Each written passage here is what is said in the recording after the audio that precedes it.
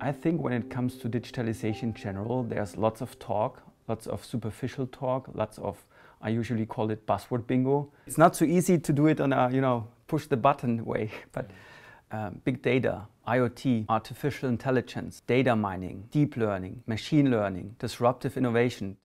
It's so much, that's really stressing me. Can't you just continue? Because we're gonna... Business model innovation, analytics, smart learning, smart machines. So all of us, we use the terms, we try to understand them, we think we understand them, but when you really start to talk to the people, then, well, I realize very often that they haven't understood it, that it's not clear what kind of impact it will have, and what does it also mean on a personal level. And I think when you are not used to these kinds of developments, when you have grown up in a more conservative way, then you might be more skeptical. Then you have just a different perspective on these technologies.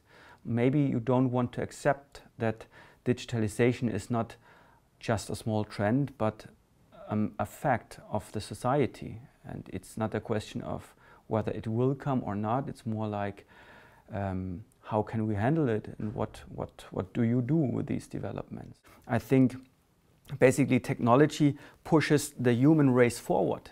It's about improving the standard of life. It has something to do also with healthcare. It has something to do with a good environment, about finding new technologies which improve the lives. But at the end, it's also about asking questions, what are the downturns and what is our role as humans? So how far do we want to go? I always say everything what is technological feasible will come at some point, because this is what history has taught us. But how far is, for instance, artificial intelligence bringing us? At least we should discuss about it. Neutral, self-reflected, critical. And here it's also not so much about always providing the correct answers. Because I think in many instances we don't know the correct answers at the moment. It's more like we are learning, because no one has yet experienced such a journey, such a big transformation.